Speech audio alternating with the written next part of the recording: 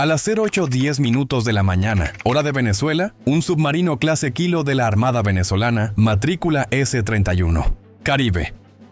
emergió repentinamente a solo 500 metros de distancia del destructor clase Arleigh USS Donald Cook de la Marina de Estados Unidos, rompiendo la superficie del Golfo de Paria con un estruendo de agua desplazada que sacudió las olas cercanas y alertó a la PCUME, a la tripulación estadounidense con un eco que resonaba como un trueno submarino en el paisaje marítimo costero, haciendo que sirenas de alarma sonaran en el puente del destructor.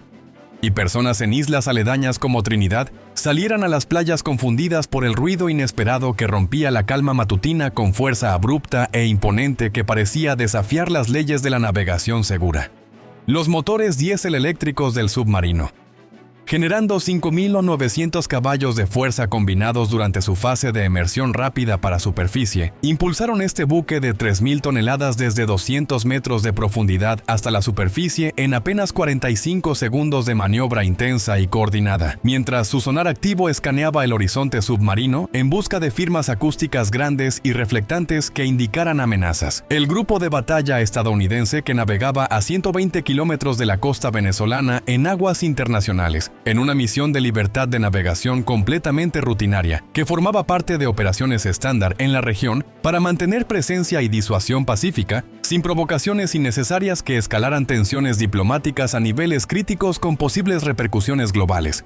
Y aquí es donde necesito que prestes atención con cuidado y detalle para captar la gravedad de los hechos que se desarrollaron de manera rápida y tensa, con repercusiones inmediatas que resonaron en salas de mando internacionales y mercados globales, porque lo que pasó en los siguientes 4 minutos y 37 segundos no solo cambió el destino de ese submarino y su tripulación de manera irrevocable y dramática, sino que desencadenó una respuesta militar estadounidense tan brutal y desproporcionada que Venezuela perdería aproximadamente 1.800 millones de dólares en equipamiento naval, más el 38% de su capacidad de defensa marítima en menos de 12 horas de operaciones intensas y coordinadas que involucraron múltiples ramas de las Fuerzas Armadas en una demostración de poder abrumador que dejó lecciones duraderas sobre las consecuencias de errores tácticos en el mar, con ondas que se propagaron a través de canales diplomáticos, económicos y militares globales, con impactos en alianzas. Pero déjame retroceder un poco para contextualizar con mayor profundidad y explicación,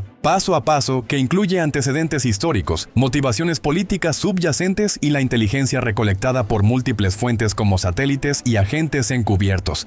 Porque para entender cómo llegamos a este punto crítico que marcó un antes y un después en las tensiones regionales, con impactos diplomáticos y económicos que afectaron alianzas internacionales y precios del petróleo con subidas, necesitas conocer la serie absolutamente increíble de errores de juicio, malentendidos tácticos y, francamente, arrogancia pura que llevó al comandante venezolano a tomar posiblemente la peor decisión de su carrera militar: ordenar la emersión de emergencia de un submarino Kilo demasiado cerca de un destructor estadounidense que técnicamente no había violado aguas territoriales venezolanas ni mostrado intención hostil alguna en su navegación pacífica y rutinaria, que seguía protocolos internacionales establecidos para evitar conflictos en zonas disputadas con reclamos históricos.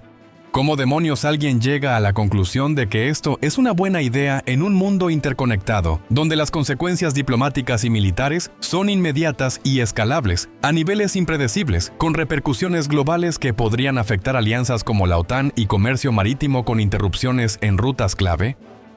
Pues déjame contarte porque la historia es fascinante en su estupidez aparente, pero revela lecciones profundas sobre presiones internas que nublan el juicio con sesgos emocionales y nacionalistas exacerbados por narrativas internas de soberanía amenazada. Errores humanos que se acumulan como una bola de nieve rodando por una pendiente inclinada con aceleración creciente, y la brecha entre percepción subjetiva y realidad objetiva en entornos de alta tensión, con riesgos elevados que pueden cambiar el curso de naciones enteras con un solo acto imprudente. Mira, todo comenzó 72 horas antes, cuando Venezuela decidió realizar un ejercicio naval de gran escala que llamaron Guardián del Mar 2025, un despliegue diseñado para demostrar fuerza en medio de tensiones regionales que habían estado fermentando durante meses debido a disputas sobre recursos marítimos y límites territoriales con vecinos como Guyana, que involucraban litigios en cortes internacionales con reclamaciones. La idea: Según los planificadores militares en Caracas, que se reunían en salas llenas de mapas digitales detallados, con capas superpuestas de datos satelitales, pantallas tácticas interactivas que mostraban simulaciones en 3D con variables oceánicas y modelos de simulación computarizados que predecían escenarios con variables múltiples como corrientes marinas y vientos. Era mostrar las capacidades defensivas mejoradas después de haber invertido $420 millones en la modernización de submarinos clase Kilo durante el año previo. Buques rusos conocidos por su alcance de 7.500 millas náuticas. Guía sonar activa que los hace efectivos contra objetivos navales grandes incluso en condiciones de mar agitado con olas altas, y su capacidad para operar hasta gran profundidad evadiendo detección de sonares de horizonte lejano que barren bajo con barridos amplios. El ejercicio involucraría la activación simultánea de escuadrones navales en la región norte del país, con coordinación entre puertos, simulación de interceptaciones contra objetivos ficticios generados por software de entrenamiento avanzado que replicaba escenarios reales con IA, y lo más problemático, que levantó banderas rojas en inteligencia estadounidense con reportes clasificados detallados que se compartían con aliados como Colombia, coordinación con asesores militares rusos que habían llegado 4 semanas antes en vuelos discretos sin notificación previa. Supuestamente para entrenamiento avanzado en manejo de equipamiento y tácticas navales defensivas, con énfasis en contramedidas acústicas, pero que Estados Unidos sospechaba estaban recopilando inteligencia sobre patrones de navegación de buques estadounidenses en el Golfo de Paria, una zona de alto tráfico estratégico para comercio y militares con rutas vitales que conectan continentes a través del Atlántico con importancia económica global que afecta precios del petróleo y suministros. Ahora bien, aquí está el primer error fundamental que sembró la semilla del desastre, y que podría haberse evitado con mejor comunicación y claridad en los mensajes diplomáticos enviados con detalle preciso y anticipado a todas las partes. Venezuela notificó a la comunidad internacional sobre el ejercicio mediante canales diplomáticos apropiados como notas a embajadas y organizaciones regionales como la OEA, pero el mensaje fue vago sobre el alcance geográfico exacto y la duración específica con horarios detallados, creando una ambigüedad peligrosa sobre si el ejercicio se limitaría a aguas territoriales venezolanas o si los submarinos estarían rastreando activamente buques en aguas internacionales adyacentes con maniobras provocativas, lo que podría interpretarse como provocación intencional o error grave con consecuencias diplomáticas inmediatas y serias que escalaran a protestas formales en la ONU. Estados Unidos respondió mediante una nota diplomática recordando a Venezuela que las aguas internacionales del Golfo de Paria son espacio marítimo libre donde todas las naciones tienen derecho a operar sin interferencia injustificada, y que cualquier acción hostil contra buques estadounidenses en espacio internacional sería considerada un acto de agresión con consecuencias graves que podrían incluir respuestas proporcionales y escaladas a niveles superiores, con involucramiento de aliados regionales como Colombia, que comparte intereses en la zona. Pero aquí viene la cosa clave que falló en la cadena de mando y reveló fallos burocráticos internos con repercusiones graves y extendidas que afectaron la operación naval. Esa advertencia nunca llegó completamente hasta los niveles operacionales de la Armada venezolana, quedando atrapada en la burocracia diplomática de ministerios que no comunicaron con urgencia ni prioridad adecuada, posiblemente por subestimar el riesgo o por ineficiencias administrativas comunes en sistemas sobrecargados con papeleo y protocolos rígidos que ralentizan procesos clave en momentos críticos. El almirante Miguel Torres, comandante del escuadrón naval estacionado cerca de Puerto Cabello, en una posición elevada para mejor cobertura, sonar sobre el Golfo con vista panorámica y estratégica, sobre el mar abierto con horizonte amplio que permitía detección temprana de amenazas, era un oficial con 22 años de servicio y una reputación de ser extremadamente agresivo en la interpretación de órdenes superiores con un enfoque en acciones decisivas que demostraban fuerza y determinación. Había sido entrenado en Rusia durante 5 meses el año anterior en instalaciones cerca de San Petersburgo con simuladores avanzados y escenarios realistas que simulaban combates navales intensos con variables oceánicas como olas y corrientes, donde los instructores le habían metido en la cabeza la idea de que los submarinos clase Kilo eran superiores técnicamente a cualquier cosa que Occidente tuviera y que en una confrontación hipotética podría neutralizar destructores estadounidenses si ejecutaba procedimientos correctamente sin hesitación ni dudas personales bajo presión intensa y constante de enemigos, con tecnología superior en números y recursos con superioridad. Y mira, No voy a mentirte, el submarino clase Kilo es un buque impresionante en papel con sus especificaciones técnicas que lo hacen competitivo en teoría con sistemas similares de Occidente. Sonar de búsqueda con alcance de 100 kilómetros en fase terminal para adquisición final precisa y efectiva, incluso en aguas turbulentas que distorsionan señales con rebote y ruido. Velocidad de 20 nudos sumergido para evasión alta bajo mar, que lo hace difícil de detectar temprano por sistemas convencionales terrestres, con limitaciones en rango y resolución. Armamento de 3.000 toneladas capaz de llevar torpedos y misiles con explosión dirigida, que causa daños internos masivos y estructurales en objetivos navales, enemigos, con perforación de cascos reforzados, capacidad para operar a profundidad máxima de 300 metros, para evitar detección temprana por sonares de horizonte lejano que barren bajo en el mar con barridos amplios y repetidos para cobertura completa en áreas vastas con corrientes. Suena formidable, ¿verdad? Pero aquí está el problema central que Torres ignoró deliberadamente o por sesgo cognitivo, de confirmación que nublaba su visión y juicio racional bajo presión constante de la situación. Las especificaciones técnicas en folletos de propaganda son una cosa idealizada, en pruebas controladas y aisladas sin variables reales del mundo como interferencias acústicas o clima adverso con tormentas tropicales que degradan señales, la realidad de combate contra un adversario con contramedidas acústicas avanzadas, sistemas de defensa como misiles Harpoon, que disparan a distancias largas con precisión guiada por radar activo, y escoltas navales con destructores listos para derribar con superioridad numérica, es cosa completamente diferente y letal que cambia ecuaciones drásticamente a favor del defensor preparado con tecnología de punta y entrenamiento superior en escenarios oceánicos con variables como salinidad y temperatura del agua que afectan sonar y guiado. Torres no parecía entender, o quizás no quería aceptar esa distinción crítica que separa teoría de práctica en escenarios reales, con variables impredecibles como el clima o las interferencias acústicas enemigas que degradan rendimiento y efectividad de sistemas navales en operación con mar agitado. Cuando el ejercicio comenzó a las 8 horas del día con activación de alarmas y sirenas que resonaban en la base con eco amplificado por el mar que llevaba el sonido lejos a costas, Torres recibió órdenes de su comando superior por radio encriptada segura para confidencialidad absoluta en comunicaciones sensibles, activar todos los sistemas de sonar, rastrear todos los objetivos navales en alcance máximo disponible y simular procedimientos de interceptación contra amenazas hipotéticas generadas para entrenamiento y evaluación de capacidades con realismo para mejorar preparación operativa en condiciones reales. Pero estas son las palabras exactas y esto es crucial para el relato que se desarrolla paso a paso con tensión creciente y dramática, que construye suspense. No emerger bajo ninguna circunstancia sin autorización explícita del Comando Regional en Caracas para evitar incidentes internacionales que escalen a crisis mayores con consecuencias impredecibles en el ámbito diplomático y militar con repercusiones. Las órdenes eran claras, no ambiguas en su redacción escrita y verbal transmitida por canales seguros con encriptación de alto nivel para protección. No dejaban espacio para interpretación creativa o personal basada en ego o presiones externas internas de mando superior con expectativas. Pero Torres tenía un resentimiento profundo sobre demostrar las capacidades de su nuevo sistema ante escépticos internos en la cadena de mando con dudas constantes sobre efectividad y rentabilidad en combate. Especialmente porque los asesores rusos estarían observando y evaluando el desempeño con informes que irían a Moscú para validación y posibles contratos futuros de armamento en un contexto de limitaciones por sanciones internacionales vigentes que restringían accesos a tecnología y piezas.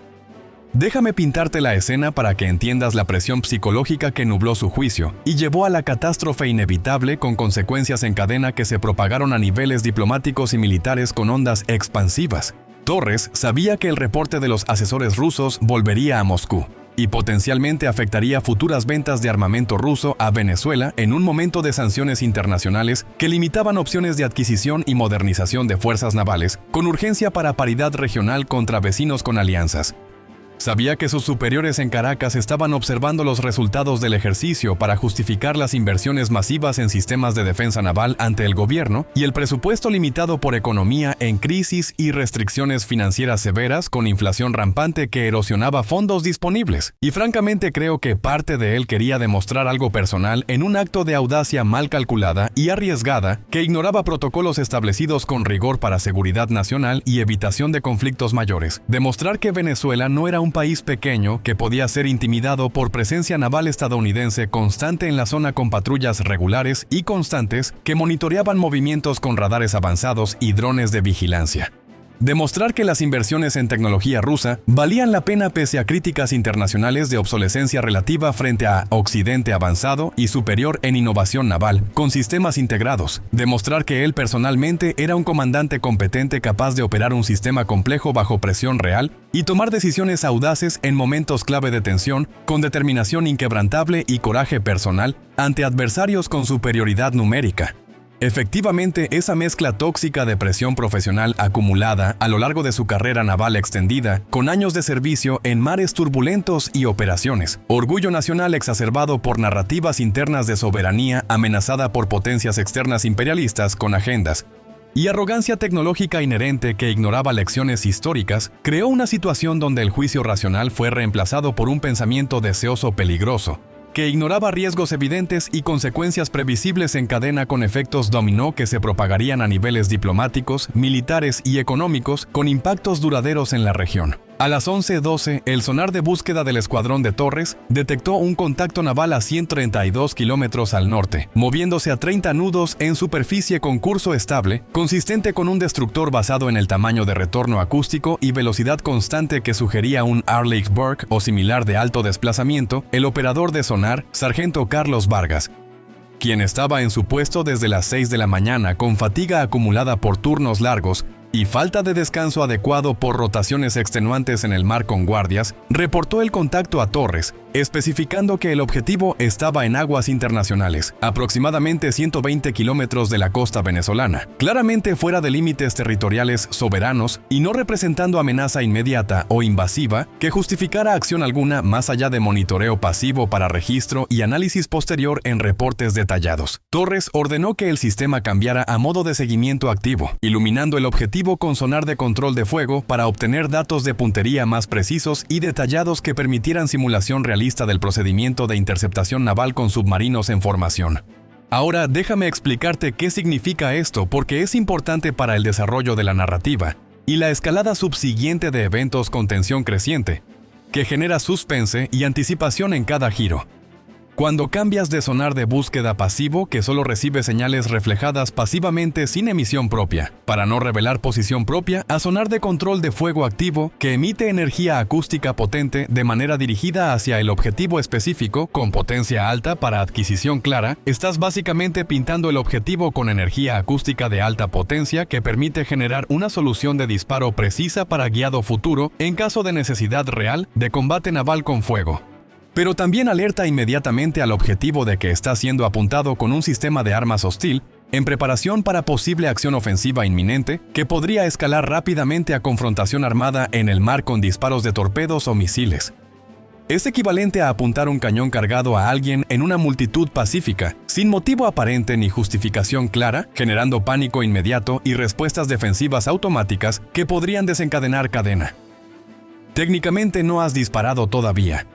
pero has cruzado la línea de amenaza implícita a amenaza explícita e inminente, que provoca respuestas automáticas e inmediatas por protocolo estándar en navegación militar internacional para protección de activos con valor estratégico. Ahora imagina estar en el puente del destructor USS Donald Cook, donde el capitán Robert Hayes, con 28 años de servicio naval y experiencia en múltiples despliegues en zonas calientes como el Golfo Pérsico o el Mar del Sur de China, con tensiones constantes y diarias que requieren vigilancia constante, supervisa operaciones rutinarias con su equipo de oficiales entrenados y coordinados en turnos para eficiencia máxima en el mando con chequeos. El buque, de 9.700 toneladas de desplazamiento total cargado con combustible, municiones y sistemas de defensa, con 300 tripulantes a bordo, incluyendo especialistas en sonar y mecánicos de aviación naval, que mantenían preparación militar constante. Navegaba en formación con su grupo de ataque que incluía otros destructores y cruceros para protección mutua y colectiva contra amenazas múltiples y coordinadas. pensando en la cena del turno nocturno cuando súbitamente el sistema de alerta sonar explota con un tono agudo y penetrante que indica iluminación por sonar de control de fuego enemigo con intención hostil evidente y clara en la señal recibida por sensores avanzados con múltiples bandas. La pantalla muestra clasificación automática del sonar asociado con batería submarina venezolana de origen ruso, conocido por inteligencia previa recolectada en reportes detallados y actualizados con fuentes humanas y satelitales. Ubicación aproximada basada en dirección de señal. 42 kilómetros al sur dentro de Venezuela continental en zona costera elevada para ventaja topográfica en detección y guiado naval con precisión mejorada. Hayes sintió la adrenalina inundando su sistema mientras su cerebro procesaba la situación en fracciones de segundo con calma entrenada y protocolizada para crisis de este tipo, en mar abierto con olas variables y vientos cruzados. El buque estaba en aguas internacionales confirmado por múltiples sistemas de posicionamiento global, con precisión satelital y GPS con redundancia para verificación. Verificó GPS mostrando posición a 120 kilómetros de costa venezolana con exactitud centimétrica y verificación cruzada. Definitivamente no había violado soberanía territorial. No había mostrado intención hostil, simplemente navegando en línea recta con velocidad constante para rutina diaria de presencia disuasoria sin agresiones ni maniobras provocativas. Entonces, ¿por qué los venezolanos lo iluminaban con sonar de control de fuego como preludio a un posible ataque inminente y escalatorio que podría desencadenar una crisis naval con implicaciones globales para comercio y alianzas? Su entrenamiento activó respuestas automáticas inmediatas y secuenciales para mitigación de amenaza rápida y efectiva en el momento crítico bajo presión naval con mar agitado. Transmitió en frecuencia de emergencia internacional abierta para todos los canales disponibles.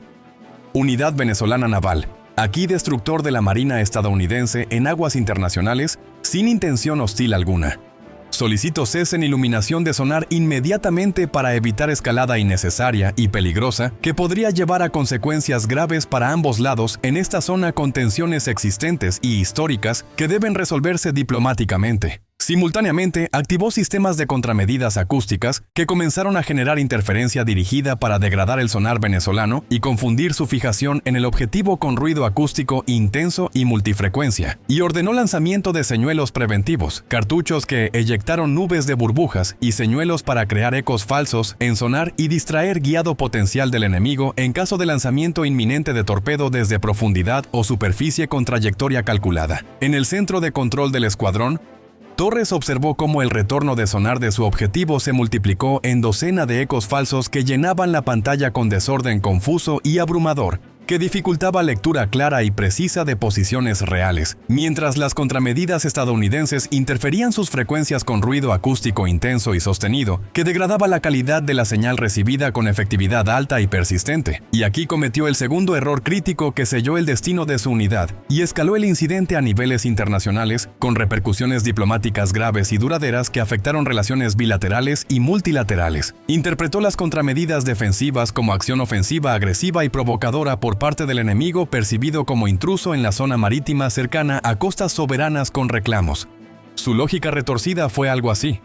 si el objetivo usa contramedidas para bloquear nuestro rastreo, significa que tiene intenciones hostiles ocultas y planeadas con antelación para agredir directamente. Por lo tanto, constituye amenaza que justifica respuesta inmediata y decisiva para neutralizar antes de que actúe primero con agresión en retaliación naval con fuerza superior. Es un razonamiento absolutamente insano porque cualquier buque o submarino militar del mundo activaría contramedidas cuando es iluminado por sonar de control de fuego enemigo como medida protectora estándar en protocolos navales internacionales establecidos para desescalada y protección propia de activos. Es procedimiento estándar operacional en manuales navales. No indicación de hostilidad inicial o agresión premeditada por el iluminado que se defiende legítimamente de la amenaza percibida como inminente y real, con riesgo de destrucción. Pero Torres ya había convencido a sí mismo de una narrativa donde defendía soberanía venezolana contra un agresor estadounidense invasor que amenazaba con aproximación gradual y calculada hacia límites marítimos soberanos con intenciones ocultas de dominación. Los asesores rusos en la sala observando procedimientos probablemente contribuyeron a la decisión porque Torres quería impresionarlos con su determinación y coraje bajo fuego figurado y presión constante de la situación, demostrando que podía mantener fijación en objetivo avanzado, incluso con contramedidas activas en juego y bajo presión creciente de tiempo y situación tensa que escalaba rápidamente a crisis con potencial para guerra. Ordenó a Vargas cambiar frecuencias de sonar y aumentar potencia para penetrar la interferencia con determinación renovada y agresiva ante el desafío percibido como provocación directa y desafiante que requería respuesta firme e inmediata. El sistema luchó durante 18 segundos antes de restablecer contacto sólido y claro en la pantalla renovada con datos frescos y actualizados en tiempo real de sensores múltiples. Ahora mostrando el objetivo a 118 kilómetros, moviéndose lentamente hacia el sur, acercándose sutilmente a Venezuela en su ruta aparente que parecía provocativa a ojos sesgados, por sesgo de confirmación y percepción distorsionada por nacionalismo exacerbado con narrativas internas. Hayes había iniciado un giro gradual hacia el este, alejándose de Venezuela para demostrar claramente no intenciones hostiles, mientras transmitía su situación a controladores en el Pentágono para escalada diplomática inmediata y controlada a niveles superiores con urgencia para evitar peor escalada con consecuencias. El controlador, comandante Lisa Ramírez, quien monitoreaba el espacio marítimo mediante sonares potentes del E-2 Hawkeye, orbitando 200 kilómetros al norte en patrón circular para cobertura amplia y continua con sonar que escaneaba 360 grados sin interrupciones, confirmó posición del destructor definitivamente en internacional y le advirtió con urgencia y detalle preciso para acción inmediata. Mantenemos rastreo de submarino venezolano que te iluminó. Sugiero incrementar distancia y mantener alerta máxima en todos los sistemas defensivos a bordo para preparación inmediata y respuesta si escalan a algo peor con torpedos. No tenemos indicación de lanzamiento de torpedo, pero situación es anómala y potencialmente volátil con riesgo de escalada rápida a confrontación armada en el mar, con consecuencias graves para operaciones y tripulaciones. Hayes reconoció y aumentó velocidad a 60 km por hora mientras maniobraba el grupo entero con coordinación precisa entre buques para evasión colectiva contra amenazas múltiples, pensando que mayor distancia proporcionaría margen de seguridad adicional si situación se deterioraba rápidamente a hostilidades abiertas y armadas con torpedos o misiles desde profundidad o superficie con fuego coordinado. Lo que no sabía es que en ese momento Torres estaba tomando la decisión que cambiaría todo irrevocablemente en la región, y más allá, con ondas diplomáticas y militares que se propagarían a niveles globales, con efectos duraderos en alianzas. El almirante, mirando la pantalla que mostraba el objetivo estadounidense todavía dentro de alcance de sus submarinos, con margen suficiente para impacto efectivo y derribo potencial de activos con torpedos guiados, tomó el teléfono para llamar al comando regional y solicitar autorización para emerger y atacar con urgencia justificada por la situación percibida como amenazante y provocadora, que requería respuesta para proteger soberanía con fuerza decisiva. Pero aquí está la cosa decisiva que inclinó el balance hacia el error irreversible y catastrófico, con consecuencias graves en cadena que afectaron todo el ecosistema regional. El sistema de comunicaciones estaba experimentando interferencia posiblemente causada por actividad de guerra electrónica del propio E-2 Hawkeye estadounidense, que emitía interferencia selectivo o simplemente mal funcionamiento técnico de equipamiento venezolano antiguo y mal mantenido por falta de partes de repuesto debido a sanciones internacionales vigentes que limitaban importaciones y mantenimiento adecuado con piezas originales de proveedores europeos o rusos. Después de 3 intentos fallidos de establecer conexión clara y estable sin interrupciones ni ruido estático que distorsionaba la señal con estática intensa y persistente, Torres tomó la decisión fatal basada en su interpretación personal y sesgada por sesgo de confirmación y orgullo nacional exacerbado por la situación tensa con presión de tiempo. Interpretó las órdenes originales de simular procedimientos de interceptación como autorización implícita para completar secuencia hasta emersión real si el objetivo mostraba comportamiento hostil según su criterio subjetivo y personal bajo presión intensa de mando naval con expectativas. Y él había decidido que las contramedidas calificaban como hostilidad evidente y provocadora, que requería acción inmediata para contrarrestar antes de que escalara a algo peor, con daños irreparables a soberanía marítima. A las 11:17 minutos, Torres ordenó emerger con voz firme y decidida ante su equipo sorprendido y dubitativo por la orden inesperada y riesgosa que podía escalar a conflicto abierto. Vargas, quien había estado operando el sistema bajo instrucciones directas y estrictas con rigor para cumplimiento de protocolos establecidos con precisión, vaciló por un momento mirando la pantalla que claramente mostraba el objetivo en internacional sin invasión evidente ni agresión inicial con datos. Pero la disciplina militar y años de entrenamiento para seguir órdenes sin cuestionar prevalecieron sobre dudas internas y éticas personales en el momento de crisis inmediata bajo presión constante de la situación con tiempo limitado. Presionó la secuencia de emersión en su consola con manos temblorosas por adrenalina y tensión acumulada durante horas de alerta constante y monitoreo detallado con ojos fijos en pantallas digitales. La computadora del sistema Kilo ejecutó verificaciones finales en microsegundos confirmando solución de emersión válida, con probabilidad de éxito calculada en 95%, basándose en condiciones climáticas variables como olas, viento, estado del submarino con chequeos previos de mantenimiento exhaustivo y factores ambientales como presión hidrostática que afectaba. El submarino se iluminó con luces de emergencia, exponiendo el buque de 72 metros de eslora, listo para superficie con armamento cargado para acción, esperando comando final. El capitán presionó los controles y todo el infierno se desató en el mar con inmediatez y furia explosiva que marcó el punto de no retorno para el incidente con escalada inevitable a niveles superiores de mando con respuestas automáticas. La carga de balasto se vació lanzando el submarino verticalmente hacia la superficie, alcanzando emersión en 45 segundos antes de que los motores principales encendieran con rugido que hizo ondas en el agua en radio de 2 kilómetros alrededor con vibraciones sentidas por buques cercanos con alarma creciente. Burbujas de escape iluminaron el área mientras el submarino aceleró hacia la superficie a razón de 10 metros por segundo, alcanzando posición de emersión en 45 segundos de ascenso controlado y estable hacia el objetivo detectado con determinación. Trayectoria inicialmente profunda para evasión,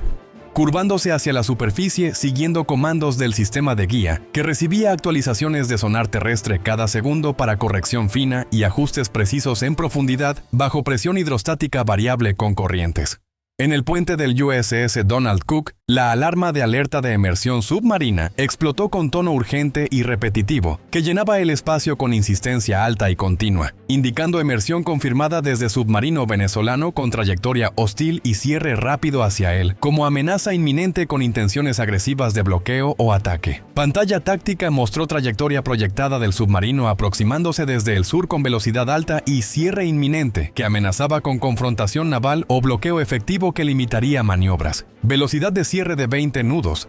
sumando su propia velocidad relativa del buque en movimiento sobre olas con viento favorable que impulsaba el avance. Computadora calculó tiempo hasta impacto, 2 minutos 43 segundos estimados con margen de error mínimo basado en datos de rastreo real y actual de sonares avanzados con fusión de sensores múltiples. Hayes no perdió tiempo en shock o duda innecesaria. Entrenamiento y experiencia en simuladores activaron respuestas automáticas y secuenciales para mitigación de amenaza rápida y efectiva en el momento crítico bajo presión naval con mar agitado. Ordenó acelerador máximo, sintiendo los motores General Electric LM2500 aumentar potencia acelerando el destructor de 20 a 35 nudos en minutos, con vibración palpable en la estructura que resonaba como un tambor.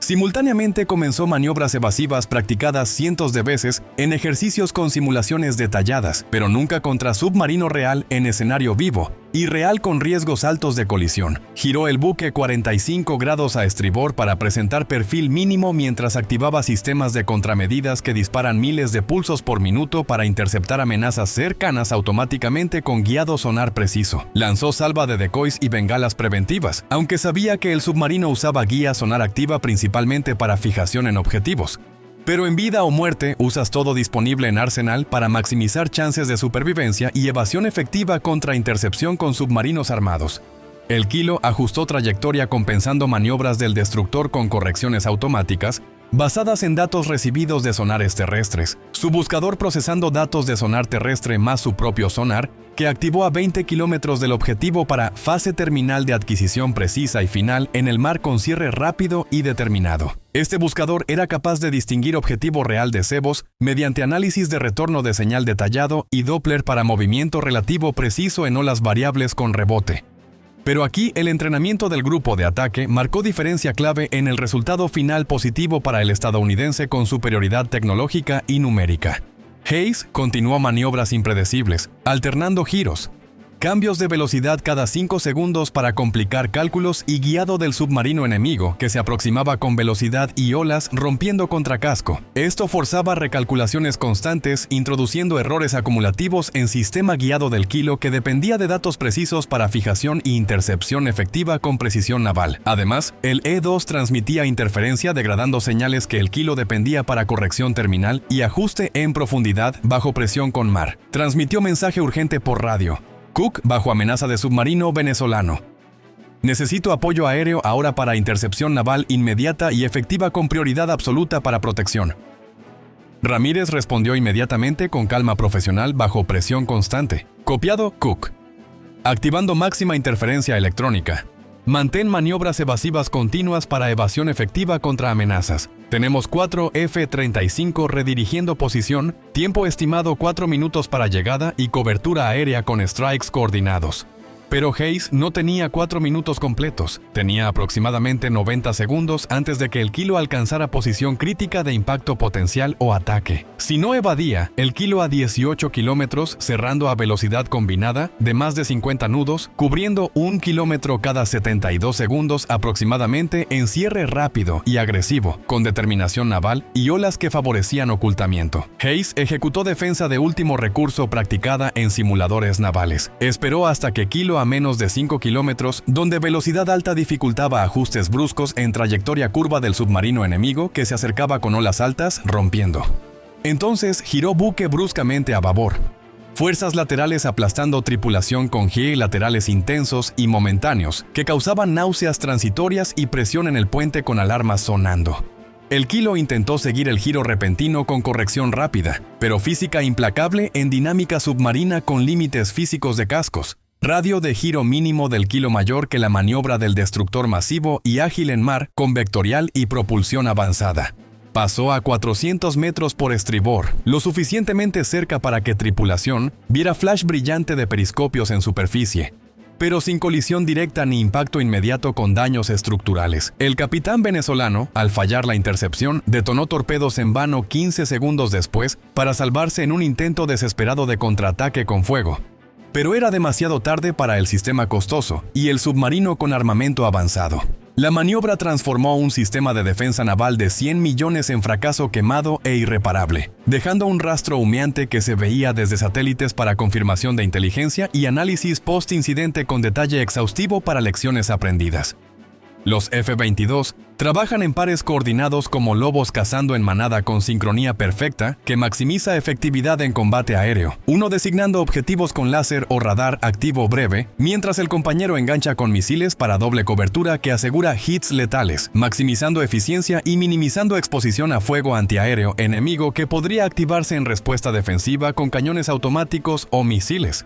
Cuando sistemas móviles SA-15 intentan reubicarse moviéndose por carreteras costeras bajo cobertura de noche y terreno variable con camuflaje natural para evasión temporal, sensores F-35 rastrean sus movimientos a través de firmas infrarrojas de motores calientes y térmicas de vehículos en movimiento con claridad e incluso en oscuridad total con noche nublada, vectorizando los F-22 para intercepciones rápidas antes de que se reposicionen y reactiven sus sistemas para contraataque con misiles guiados o cañones desde tierra. La integración entre cazas de cuarta y quinta generación resulta devastadora en su sinergia combinada que une fortalezas únicas, combinando lo mejor de ambos mundos, sigilo y sensores avanzados con robustez y carga útil mayor para operaciones prolongadas y sostenidas en tiempo con duración extendida bajo condiciones variables. Plataformas sigilosas sirven como sensores invisibles que guían con precisión milimétrica en el aire con datos fusionados en redes, mientras cazas de generaciones anteriores actúan como tiradores robustos con mayor capacidad de munición y versatilidad en roles múltiples para adaptabilidad a cambios en el campo con variables climáticas como tormentas. Para las 17:35, la misión de supresión había gastado 31 misiles antiradar en objetivos confirmados por inteligencia recolectada previamente con fuentes múltiples y verificadas, logrando un número igual de radares y sitios de misiles superficie-aire destruidos con impactos directos.